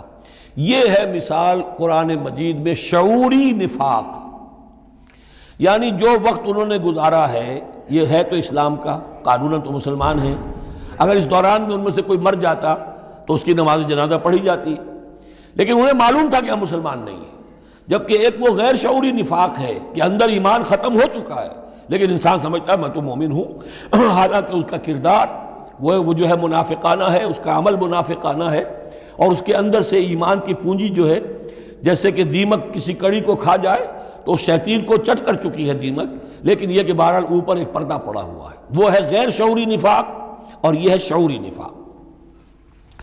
قل ان الہدی ھدی اللہ، اے نبی ان سے کہہ دیجئے دیکھو اصل ہدایت تو اللہ کی ہدایت ہے، ان یؤتی احد، اب یہاں پر پھر ان کا قول آ رہا ہے کہ دیکھو ایمان لانا، ان یؤتی احد مثل ما اوتیتم، مبادا کسی کو وہ شے دے دی جائے جو تمہیں دی گئی تھی۔ یہ رسالت، یہ مذہبی پیشوائی، یہ تو ہماری میراث تھی، ہم اگر انہیں مان لیں گے تو وہ چیز ہم سے ان کو منتقل ہو جائے گی، لہذا ماننا تو نہیں ہے، لیکن یہ کہ ان کی بہرحال کسی طریقے سے ہوا اکھیڑنے کے لیے ہمیں یہ کام کرنا ہے۔ اور یحاجوکم عند ربکم، یا تمہارے خلاف حجت قائم کریں اللہ کے نزدیک۔ قل ان الفضل بید اللہ، کہہ دیجئے ان سے کہ فضل کل کا کل اللہ کے ہاتھ میں ہے، یؤتی ہے من یشاء، وہ جس کو چاہتا ہے دیتا ہے۔ اس نے 2000 برس تک ایک منصب پر تمہیں فائز رکھا، اب جو ہے تم اس منصب کے نااہل ثابت ہو چکے ہو، تمہیں معزول کر دیا گیا، اور اب ایک نئی امت ہم نے بنائی ہے اور اس کو اس مقام پر نصب کر دیا ہے، انسٹالیشن ہو چکی ہے۔ واللہ ذو الفضل العظیم قل ان الفضل بید اللہ یؤتیہ من یشاء واللہ واسع علیم، اللہ بہت وسعت والا اور جاننے والا ہے۔ یختص برحمتہ من یشاء، وہ مختص کر لیتا ہے اپنی رحمت کے لیے جس کو چاہتا ہے۔ واللہ ذو الفضل العظیم، اللہ بڑے فضل کا مالک ہے۔ ومن اہل الکتاب، اب یہاں ایک اور نقطہ سمجھ لیجئے کہ برے سے برے گروہ کے اندر بھی کہیں نہ کہیں کوئی افراد اچھے بھی ہوتے ہیں۔ داعی کے لیے یہ ضروری ہے کہ ان کو بھی مینشن کرتا رہے کہ ان میں اچھے لوگ بھی ہیں، تاکہ وہ جو لوگ ہیں ان کے دلوں کے اندر نرمی پیدا ہو۔ اسی طرح برے سے برے آدمی میں کوئی اچھائی بھی ہے، آپ اگر اسے دعوت دے رہے ہیں حق کی طرف، اس میں جو اچھائی ہے اس کو مانیے، تاکہ اسے معلوم ہو کہ اسے مجھ سے قد نہیں ہے، دشمنی نہیں ہے، جو میری بات واقعی اچھی ہے اس کو تو یہ تسلیم کر رہا ہے، لیکن جو بات غلط ہے اس کو رد کر رہا ہے۔ تو یہ دعوت کا اور تبلیغ کا بہت اہم حصہ ہے۔ اگر آپ ٹوٹلی نگیٹ کر دیں گے تو وہ بھی کہے گا کہ یہ بھی اندھا بہرا ہے تو میں بھی اندھا بہرا رہوں، یہ میری اچھائی کو بھی نہیں دیکھ سکتا، صرف میری برائی نظر آ رہی ہے۔ اور اگر وہ سمجھے کہ میری برائی کی بھی صحیح نشاندہی کر رہا ہے، جو میری اچھائی ہے اس کو بھی مان رہا ہے، تو اس کا دل کھلے گا، وہ آپ کی بات سنے گا۔ وَمِنْ أَهْلِ الْكِتَابِ مَنْ إِنْ تَأْمَنْهُ بِقِنْطَارٍ، اہل کتاب میں سے ایسے بھی ہیں کہ اگر ان کے پاس تم امانت رکھوا دو ڈھیروں مال، یؤدہ الیک، وہ تمہیں پورا پورا واپس کر دے گے۔ امانت دار ان میں موجود ہیں۔ وَمِنْهُمْ، اور ان میں سے ایسے بھی ہیں، مَنْ إِنْ تَأْمَنْهُ بِدِینَارٍ، ان کے پاس اگر ایک دینار بھی امانت رکھوا دو، لا یؤدہ الیک، وہ تمہیں واپس نہیں کرے گا، ادا نہیں کرے گا تمہیں، الا ما دمت علیہ قائما، الا یہ کہ تم اس کے سر کے اوپر کھڑے ہو جاؤ، مسلط ہو جاؤ، تب تو دے دے گا ورنہ نہیں دے گا۔ اچھا، یہ ہے ان کے اکثر کا کردار، لیکن جو بھی تھوڑے بہت تھے ان میں ان کی اچھائی کا بھی ذکر کر دیا۔ اور بالفعل اس قسم کے کردار کے لوگ جو ہیں وہ عیسائیوں میں تھے، یہودیوں میں تو نہ ہونے کے برابر تھے، لیکن اہل کتاب کا مسئلہ ہو رہا ہے تو اس میں یہ دونوں گروپ موجود ہیں۔ ذالک بانہم، اور یہودیوں میں یہ کردار کیوں آ گیا ہے، کیوں بے ایمانی خیانت کیوں آ گئی؟ ذالک بانہم قالوا لیس علینا فی الامیین سبیل، یہ اس لیے کہ انہوں نے یہ عقیدہ گھڑ لیا ہے کہ ان امیین کے بارے میں ہم پر کوئی ملامت نہیں ہے۔ یہ اچھی طرح سمجھ لیجئے، یہودیوں کا یہ عقیدہ تورات میں نہیں ہے، لیکن اصل جو کتاب ہے ان کی مذہبی وہ تورات نہیں ہے، تالمود ہے۔ یوں سمجھیے کہ تورات تو ہے ام الکتاب ان کی جو بھی ہے، لیکن جو ان کا ساری شریعت ہے، جو ان کے ضوابط ہیں، قوانین ہیں، قواعد ہیں، عبادات کی تفاصیل ہیں، وہ سب ہیں تالمود میں۔ اور تالمود میں یہ بات موجود ہے کہ یہودی کے لیے یہودی سے جھوٹ بولنا حرام، غیر یہودی سے جیسے چاہو جھوٹ بولو۔ یہودی کے لیے کسی یہودی کا مال ہڑپ کرنا ناجائز حرام، غیر یہودی جنٹائلز اور گوئمز ان کا مال جس طرح چاہو دھوکے سے، بائی ہوک بائی کروک، جس طرح چاہو ہڑپ کرو۔ تو یہ ہمارے اوپر مواخذہ ہی نہیں ہے، اس لیے کہ یہ جو لوگ ہیں غیر یہودی، یہ انسان ہے ہی نہیں، یہ اصل میں انسان نما حیوان ہے، اور ان سے فائدہ اٹھانا ہمارا حق ہے، جیسے کہ گھوڑے کو تانگے میں جوتنا انسان کا حق ہے، بیل کو اپنے حل کے اندر جوت لینا یہ انسان کا حق ہے۔ تو ہمارا حق ہے ان حیوانوں سے ہم جو چاہے لوٹ لیں، کھسوٹ لیں، ان کی رضامندی سے لے لیں، ظلم کریں، اس میں ہم پر کوئی پکڑ نہیں ہوگی، کوئی محاسبہ نہیں۔ یہ تالمود میں باقاعدہ لکھا ہوا ہے۔ ذالک بانہم قالوا، اس لیے کہ ایک پکچر بھی اس پر بنی ہے جو امریکہ کے عیسائیوں نے بنائی ہے، the other side of Israel, جس میں کہ انہوں نے ایک شخص نے ایک یہودی کتب خانے میں جا کر کتابیں نکال کر پھر اس کے اوپر نشان لکھا کر یہ چیزیں لکھی ہوئی ہیں۔ کیا یہودیت کا جو اصل چہرہ ہے وہ اس ڈاکومنٹری کے اندر، ویڈیو کے اندر واضح کر دیا گیا ہے ان کی کتابوں کے حوالے سے۔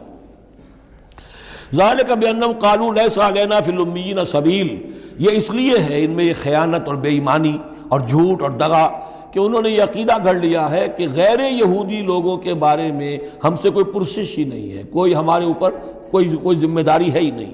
وَيَقُولُونَ عَلَى اللَّهِ الْكَذِبَ وَهُمْ يَعْلَمُونَ، اور وہ تو اللہ تعالیٰ کی طرف نسبت دے رہے ہیں، منسوب کر رہے ہیں جھوٹ کو، اور وہ جانتے بوجھتے کر رہے ہیں، ان کے علماء جانتے ہیں۔ بَلَا مَنْ أَوْفَىٰ بِعَهْدِهِ وَاتَّقَىٰ فَإِنَّ اللَّهَ يُحِبُّ الْمُتَّقِينَ، کیوں نہیں، جو کوئی بھی اللہ کے ساتھ کیا ہوا اپنے عہد کو پورا کرے گا اور تقویٰ کی روش اختیار کرے گا تو اللہ تعالیٰ کو تو متقین پسند ہے۔ ان الذین یشترون بعہد اللہ وایمانہم ثمنا قلیلا، یقیناً وہ لوگ کہ جو اللہ تعالیٰ سے جو عہد انہوں نے کیا تھا اسے فروخت کرتے ہیں اور اپنی قسموں کو فروخت کرتے ہیں حقیر سی قیمت پر۔ جب دیکھتے ہیں کہ ہماری بات لوگ جو کچھ شک کر رہے ہیں، اچھا جی ہم خدا کی قسم کھا کر کہتے ہیں کہ ایسا ہے، اب یہ جھوٹی قسمیں۔ ثمنا قلیلا اولئک لا خلاق لهم فی الآخرہ، یہ وہ لوگ ہیں کہ جن کے لیے کوئی حصہ نہیں ہے آخرت میں۔ ولا یکلمہم اللہ، نہ اللہ ان سے کلام کرے گا۔ ولا ینظر الیہم یوم القیامہ، اور نہ ان کی طرف نگاہ کرے گا قیامت کے دن۔ ولا یزکیہم، نہ ان کو پاک کرے گا۔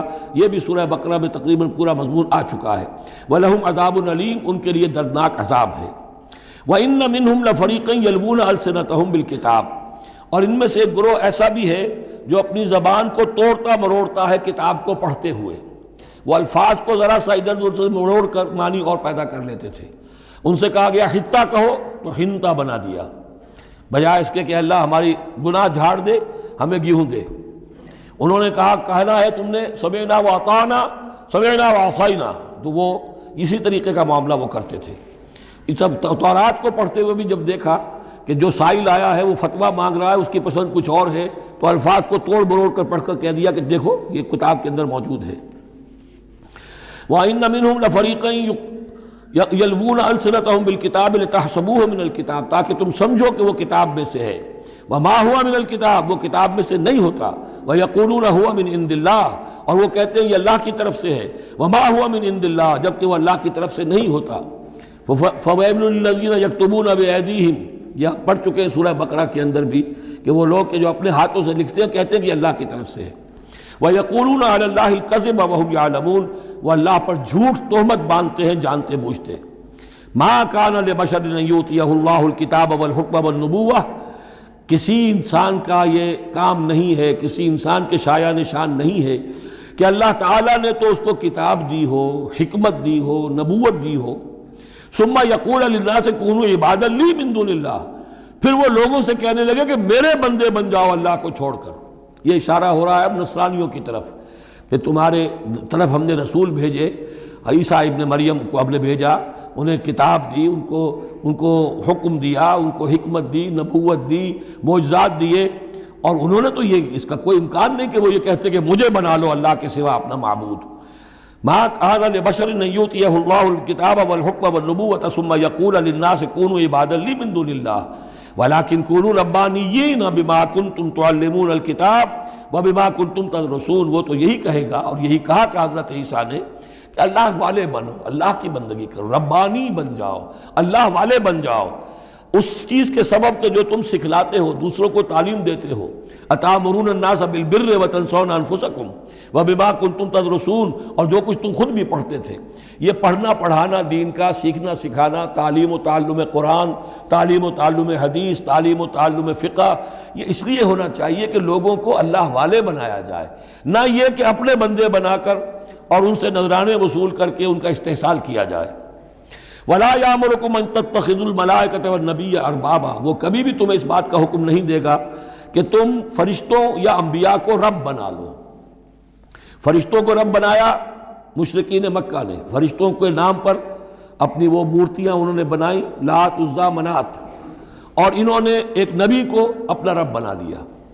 ایامرکم بالکفر بعد اذ انتم مسلمون، تو کیا وہ ایسا بندہ اللہ کا جس کو اللہ نے نبوت سے سرفراز کیا ہو، کیا تمہیں وہ کفر کا حکم دے گا جبکہ تم مسلم ہو چکے ہو، تم نے فرما برداری اختیار کر لی ہے۔ وَإِذْ أَخَذَ اللَّهُ مِيثَاقَ النَّبِيِّينَ، اور یاد کرو جب کہ اللہ نے تمام انبیاء سے ایک عہد لیا تھا۔ لَمَا آتَيْتُكُم مِّن كِتَابٍ وَحِكْمَةٍ، جب بھی میں تمہیں دوں گا کتاب اپنی اور حکمت، ثُمَّ جَاءَكُمْ رَسُولٌ، پھر تمہارے پاس آئے کوئی اور رسول، نیا رسول، مصدق لما معکم، جو کہ تمہارے ساتھ جو کچھ ہے اس کی تصدیق کرتے ہوئے آئے، لَتُؤْمِنُنَّ بِهِ وَلَتَنصُرُنَّهُ، تو تمہیں لازماً اس پر ایمان لانا ہوگا اور اس کی مدد کرنی ہوگی، کیونکہ انبیاء کا ایک سلسلہ چل رہا تھا۔ ہر نبی جو ہے آئندہ کی پیشن گوئی کر کے گیا ہے، اور یہ بھی ختم نبوت کے بارے میں بہت بڑی دلیل ہے کہ ایسی کسی شے کا ذکر قرآن میں یا حدیث میں نہیں ہے، بلکہ اس کے برعکس ہے کہ نبوت مجھ پر ختم ہو گئی ہے، ورنہ اس سے پہلے تمام انبیاء حضرت مسیح حضور کی بشارت دے کر گئے، تمام انبیاء کی کتابوں میں بشارتیں موجود ہیں۔ اگر آپ انجیل پڑھیں برنباس کی تو اس میں تو کوئی صفحہ خالی نہیں ہے جس میں کہ حضور کی بشارت نہ ہو اور حضور کے بارے میں خوشخبری نہ ہو، لیکن یہ کہ وہ باقی انجیلوں میں سے نکال دیا گیا۔ قال اقررتم واخذتم علی ذلکم اسری، اللہ نے فرمایا تم نے اقرار کر لیا اے نبیو۔ اب یہ کہاں کیا گیا؟ یہ عالم ارواح میں۔ تمام نبی ایک دفعہ تو جمع نہیں ہو سکتے تھے، عالم ارواح میں یہ عہد لیا گیا ہے۔ تم نے اس کو قبول کیا اور اس پر میری ذمہ داری قبول کر لی۔ قالوا اقررنا، جیسے ہم سب کے سب کہہ کے آئے تھے الست بربکم قالوا بلا، ایسے ہی جنہیں نبوت سے سرفراز ہونا تھا ان کی ارواح سے یہ اضافی جو ہے عہد لیا کہ اگر میں تمہیں نبی بنا کر بھیجوں گا، تمہارے بعد جو نبی آئے گا پھر تمہیں اپنے لوگوں کو یہ کہہ کر جانا ہے کہ بعد میں آنے والے کی مدد کرنا اور اس کی نصرت کرنا، اس پر ایمان لانا۔ قال فاشهدوا وانا معكم من الشاهدين، تو اللہ نے کہا تو اچھا تم بھی گواہ رہو اور میں بھی گواہ ہوں۔ فمن تولى بعد ذلك، تو جس نے بھی منہ موڑ لیا اس کے بعد، فاولئک هم الفاسقون، تو یقیناً وہی ہے سرکش ناہنجار۔ افغیر دین اللہ یبغون، تو کیا یہ اللہ کے دین کے سوا کوئی اور دین چاہتے ہیں؟ وَلَهُ أَسْلَمَ مَنْ فِي السَّمَاوَاتِ وَالْأَرْضِ طَوْعًا وَكَرْهًا وَإِلَيْهِ يُرْجَعُونَ، جبکہ آسمانوں اور زمین میں جو کچھ ہے اللہ کے سامنے سر تسلیم خم کیے ہوئے ہے، چاہے خوشی سے اور چاہے مجبوراً، اور اسی کی طرف ان سب کو لوٹا دیا جائے گا۔ قُلْ آمَنَّا بِاللَّهِ، یہ دیکھیے 16ویں رکوع کی سورہ بقرہ کی آیات جو ہیں تقریباً تھوڑے سے لفظی فرق کے ساتھ، کہیے آمنا باللہ، ہم ایمان لائے اللہ پر، وما انزل علینا، جو نازل کیا گیا ہم پر، وما انزل علی ابراہیم و اسماعیل و اسحاق و یعقوب والاسباط، اور جو کچھ نازل کیا گیا ابراہیم پر، اسماعیل پر، اسحاق پر اور یعقوب پر اور ان کی اولاد پر، وما اوتی موسیٰ و عیسیٰ والنبیون من ربہم، جو بھی موسیٰ کو دیا گیا، عیسیٰ کو دیا گیا، تمام انبیاء کو دیا گیا ان کے رب کی طرف سے، لا نفرق بین احد منہم ونحن لہ مسلمون، ہم ان میں سے کسی ایک کے مابین بھی کوئی تفریق نہیں کرتے اور ہم تو اللہ کے فرما بردار ہیں۔ وَمَن يَبْتَغِ غَيْرَ الْإِسْلَامِ دِينًا فَلَن يُقْبَلَ مِنْهُ، جو کوئی اس اسلام کے سوا کوئی دین اختیار کرے گا اللہ اسے اس کی جانب سے قبول نہیں کرے گا۔ وَهُوَ فِي الْآخِرَةِ مِنَ الْخَاسِرِينَ، اور آخرت میں وہ پھر خسارے پانے والوں میں سے ہو کر رہے گا۔ كَيْفَ يَهْدِي اللَّهُ قَوْمًا كَفَرُوا بَعْدَ إِيمَانِهِمْ، کیسے ہدایت دے گا اللہ ان لوگوں کو جو ایمان کے بعد کافر ہو گئے۔ اس کا کیا مطلب ہے؟ یعنی ان کے دل ایمان لے آئے تھے، مان لیا تھا، حقیقت منکشف ہو گئی تھی۔ جیسے سورۃ النمل میں ہم پڑھیں گے وَجَحَدُوا بِهَا وَاسْتَيْقَنَتْهَا أَنفُسُهُمْ ظُلْمًا وَعُلُوًّا، انہوں نے انکار تو کیا لیکن ان کی جی نے، دل نے ان کے یقین کر لیا تھا کہ بات صحیح ہے۔ دل اقراری ہے، زبان انکاری ہے۔ زبان انکاری کیوں ہے؟ ظلمًا وعلوا، حق تلفی کرنے کے لیے اور اپنی سربلندی کے لیے، اپنی چودراہٹ کے لیے، بغیم بینہم، ورنہ دل ان کے ایمان لا چکے تھے۔ تو کیف یہدی اللہ قوما کفروا بعد ایمانہم، کہ جب حق منکشف ہو گیا، دل نے گواہی دے دی کہ حق ہے، پھر بھی کفر کیا۔ وَشَهِدُوا أَنَّ الرَّسُولَ حَقٌّ، اور انہوں نے گواہی دی کہ رسول حق ہے۔ آپس میں باتیں کرتے تھے، چنانچہ روایت میں آتا ہے کہ جو علقمہ کے دو بیٹے جو ہیں ابو حارثہ اور کرز، جب یہ چلے تھے یمن سے، نجران سے، تو کہیں ٹھوکر لگی کرز کے گھوڑے کو، تو اس نے کہا تعیس العمد، ہلاک ہو جائے وہ دور والا، یعنی جس کی طرف ہم جا رہے ہیں، محمد کی طرف صلی اللہ علیہ وسلم۔ اس پر بڑے بھائی نے کہا، ابو حارثہ نے، تعیست امک، تیری ماں ہلاک ہو جائے۔ اس نے کہا کیوں؟ میں نے تو محمد کو کہا تھا جو کچھ کہا تھا، تمہیں کیوں اس طرح برا لگا؟ انہوں نے کہا تمہیں معلوم نہیں ہے وہ وہی نبی ہیں، ہم پوری طرح جان چکے ہیں وہ وہی نبی ہیں، ان کی شان میں گستاخی نہیں کریں گے، پکڑے جائیں گے ہم، وہ نبی ہیں اور وہی ہیں جن کے ہم منتظر تھے۔ انہوں نے کہا پھر مانتے کیوں نہیں؟ تم جانتے ہو ان بادشاہوں نے ہمیں بڑا مقام دیا ہوا ہے، رومن امپائر کے تحت تھے یہ لوگ، اور مصر کی حکومت کے، اور انہوں نے ہمیں مقام دے رکھا ہے، ہمیں دولت دی ہے، ہمیں مال دیا ہے، ہمیں حیثیت دی ہے، مراتب دیے ہیں، اگر ہم نے محمد کو مان لیا تو سب چھن جائیں گے۔ یہ باقاعدہ روایت میں موجود ہے۔ ابھی آتے ہوئے تو جاتے ہوئے کیا حال ہوگا آپ اس کا اندازہ کیجئے، جبکہ مباہلے سے فرار کر کے گئے ہیں۔ وَشَهِدُوا أَنَّ الرَّسُولَ حَقٌّ، وہ گواہی دے چکے ہیں کہ رسول حق پر ہیں اور حق ہیں۔ وَجَاءَهُمُ الْبَيِّنَاتُ، اور ان کے پاس کھلی کھلی نشانیاں آ چکی ہیں۔ وَاللَّهُ لَا يَهْدِي الْقَوْمَ الظَّالِمِينَ، اللہ ایسے ظالموں کو ہدایت نہیں دیتا۔ أُولَٰئِكَ جَزَاؤُهُمْ أَنَّ عَلَيْهِمْ لَعْنَةَ اللَّهِ وَالْمَلَائِكَةِ وَالنَّاسِ أَجْمَعِينَ، یہ تو وہی لوگ ہیں کہ جن کا بدلہ یہ ہے کہ ان پر اللہ کی بھی لعنت ہے، فرشتوں کی بھی اور تمام انسانوں کی بھی۔ یہ الفاظ بھی سورہ بقرہ میں آ چکے ہیں۔ خالدین فیہا، وہ اسی لعنت میں رہیں گے۔ لا یخفف عنہم العذاب، ان کے عذاب میں کوئی تخفیف نہیں کی جائے گی۔ ولا ہم ینظرون، نہ انہیں کوئی مہلت ملے گی۔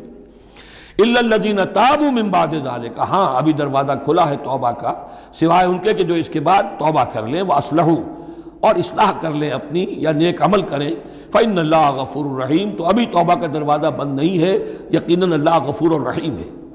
ان الذین کفروا بعد ایمانہم ثم ازدادوا کفرا لن تقبل توبتہم، جو لوگ جنہوں نے کفر کیا اپنے ایمان کے بعد، حق کو پہچان لینے کے بعد، چاہے زبان سے مانا ہو یا نہ مانا ہو، پھر اگر وہ کفر کرتے ہیں یا ایمان کے بعد زبان سے مرتد ہو جاتے ہیں، ثم ازدادوا کفرا، پھر وہ اپنے کفر میں بڑھتے چلے گئے، لن تقبل توبتہم، ان کی توبہ کبھی قبول نہیں ہوگی، واولئک ھم الضالون، اور وہ تو یقیناً گمراہوں میں سے ہیں۔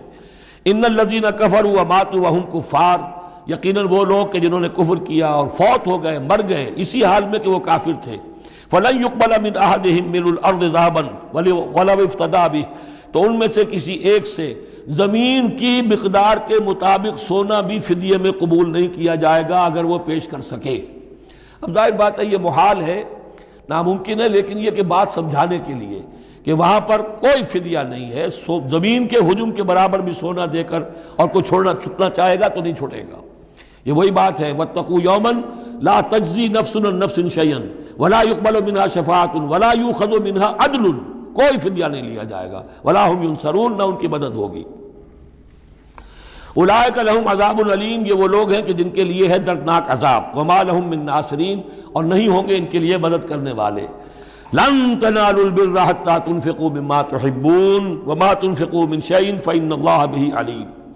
اس آیت کا حوالہ میں دے چکا ہوں آیہ بر کے ضمن میں کہ یہ جو نیکی ہے، مظاہر نیکی میں سے، عملی نیکی میں سب سے بڑی، سب سے پہلی، سب سے مقدم انسانی ہمدردی، اور انسانی ہمدردی میں اپنا مال خرچ کر سکنا، اور مال بھی وہ کہ جو محبوب ہو، ردی ہو، دل سے اتر گیا ہو، بوسیدہ ہو گیا ہو، وہ کسی کو دے کر اور سمجھا جائے کہ حاتم طائی کی قبر پر لات مار دی میں نے، تو وہ حماقت ہے اپنی جگہ پر۔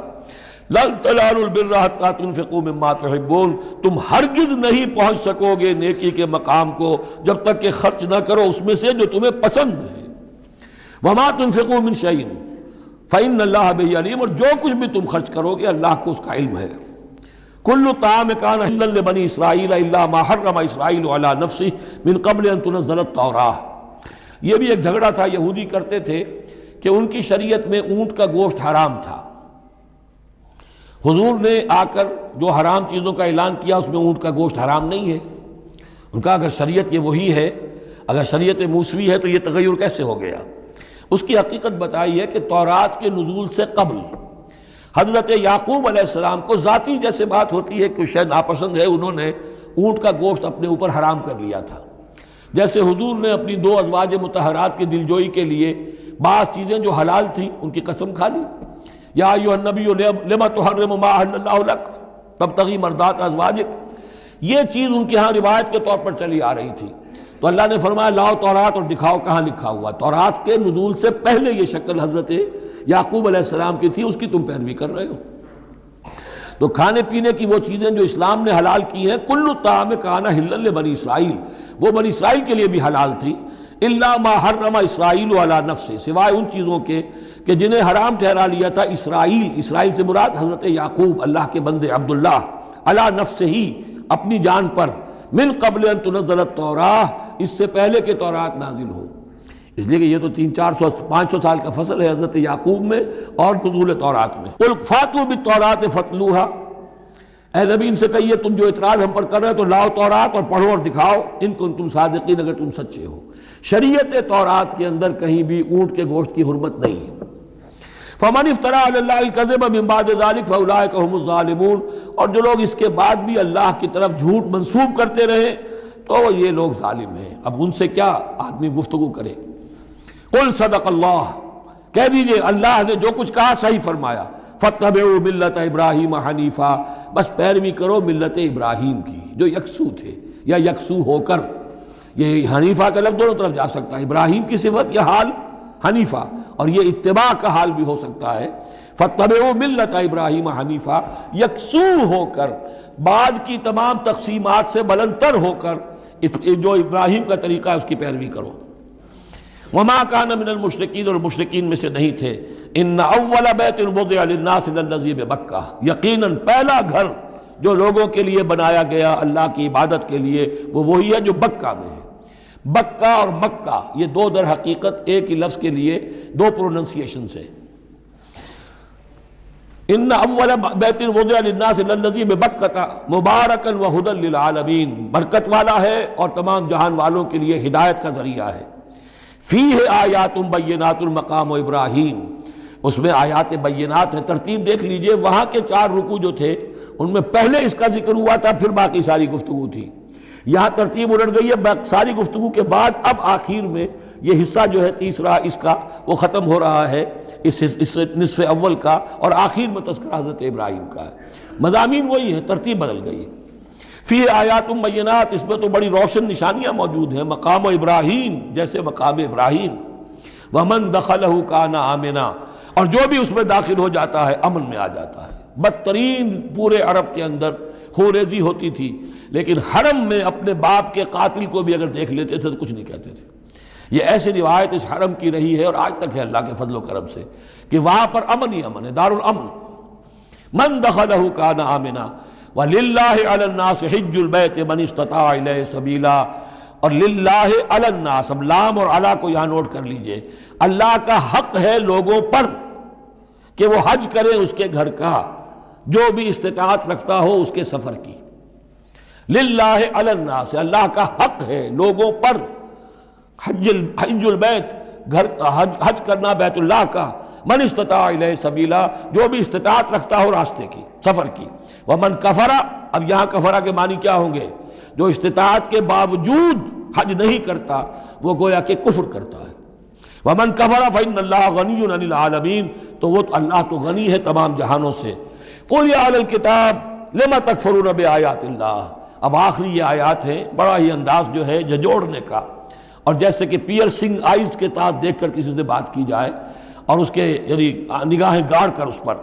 قل یا اہل الکتاب لم تکفرون بآیات اللہ، کیوں اللہ کی آیات کا انکار کر رہے ہو؟ واللہ شہید علی ما تعملون، اور جبکہ جو کچھ تم کر رہے ہو اللہ اسے دیکھ رہا ہے. قل یا اہل الکتاب لم تصدون عن سبیل اللہ، کہہ دیجئے ہے کتاب والو کیوں روکتے ہو اور روکتے ہو. صدہ یسد دونوں معنی دیتا ہے، لازم بھی متعدی بھی. خود رک جانا، دوسروں کو روکنا. کیوں رکتے ہو اور روکتے ہو اللہ کے راستے سے؟ من آمنا، جو ایمان لے آتا ہے، تبغونہا عوجا، تم اس کے لیے ٹیڑھ تلاش کرتے ہو، سازشیں کرتے ہو کہ صبح کو ایمان لاؤ اور شام کو کافر ہو جاؤ تاکہ یہ ایمان والے جو ہیں ان کے دل میں بھی وسوسے اور دغدغے پیدا ہو جائیں. من آمنا تبغونہا عوجا، تم چاہتے ہو کہ وہ بھی کج راستہ اختیار کر لیں. وانتم شہداء، اور تم خود جانتے ہو جو کچھ کر رہے ہو. وما اللہ بغافل عما تعملون، اور اللہ غافل نہیں اس سے جو تم کر رہے ہو. لیکن ان تمام سازشوں کے جواب میں اہل ایمان سے کہا گیا یا ایھا الذین آمنوا ان تطیعوا فریقا من الذین اوتوا الکتاب یردوکم بعد ایمانکم کافرین. اے وہ لوگوں جو ایمان لائے ہو، اگر ان اہل کتاب کے ان کسی گروہ کی تم پیروی کرو گے تو یہ تمہیں لازماً لوٹا کر لے جائیں گے تمہارے ایمان کے بعد، پھر تمہیں کفر کی حالت میں لے جائیں گے. وَكَيْفَ تَكْفُرُونَ، اور سوچو تو صحیح کیسے کفر کرو گے، کیسے اس راستے پر جاؤ گے. وَأَنْتُمْ تُتْلَىٰ عَلَيْكُمْ آیَاتُ اللَّهِ، جبکہ تم پر اللہ کی آیات پڑھ کر سنائی جا رہی ہیں. وَفِيكُمْ رَسُولُهُ، اور تمہارے اندر اس کا رسول موجود ہے بنفس نفیس. اس سے آپ اندازہ کیجئے کہ علماء یہود کا کتنا اثر تھا. اوس اور خزرج کے لوگ بڑے مرعوب تھے، چونکہ یہ ان پڑھ لوگ تھے، کوئی کتاب نہیں، کوئی شریعت نہیں، کوئی قانون نہیں. یہ لوگ صاحب کتاب تھے، صاحب شریعت تھے، ان کے ہاں علماء تھے، تو مرعوب تھے. لہذا یہاں جو اوس اور خزرج کے لوگ اسلام لے آئے تھے ان کے بارے میں اندیشہ ہوتا تھا کہ کہیں ان ساری ریشہ دوانیوں کا شکار نہ ہو جائیں. وَكَيْفَ تَكْفُرُونَ وَأَنْتُمْ تُتْلَىٰ عَلَيْكُمْ آیَاتُ اللَّهِ وَفِيكُمْ رَسُولُهُ، کیسے کفر کرو گے تم جبکہ تمہیں اللہ کی آیات پڑھ کر سنائی جا رہی ہیں اور اللہ کے رسول تم میں موجود ہیں. وَمَن يَعْتَصِم بِاللَّهِ فَقَدْ هُدِيَ إِلَىٰ صِرَاطٍ مُسْتَقِيمٍ، اور جو اللہ سے چمٹ جائے اس کی ہدایت ہو گئی ہے صراط مستقیم کی طرف. جو اللہ کی پناہ میں آ جائے، جیسے بچہ اگر اسے خطرہ محسوس ہو، شیرخوار بچہ دوڑ کر آ کے ماں سے چمٹ جائے گا. اب وہ یہ سمجھے گا میں قلعے میں آ گیا ہوں، اب مجھے کوئی کچھ نہیں کہہ سکتا، میں اپنی ماں کی گود میں آ گیا، ماں سے چمٹ گیا. اسے کیا پتا کہ کوئی درندہ صفت انسان اسے کھینچے ماں کی گود سے، اچھالے اور کسی بلم کے اوپر کسی نیزے کی انی کے اندر پرو لے۔ ایک بچہ یہ سمجھتا ہے کہ میں ماں کے پاس آ گیا تو بس میں اب پناہ میں ہوں۔ ایسے ہی من یعتصم باللہ، جو اللہ کی پناہ میں آ گیا، فقد ہدی الی صراط مستقیم، اس کی ہدایت تو ہو گئی سیدھی راہ کی طرف۔ اللہم ربنا اجعلنا منہم، اللہم ربنا اجعلنا منہم، آمین۔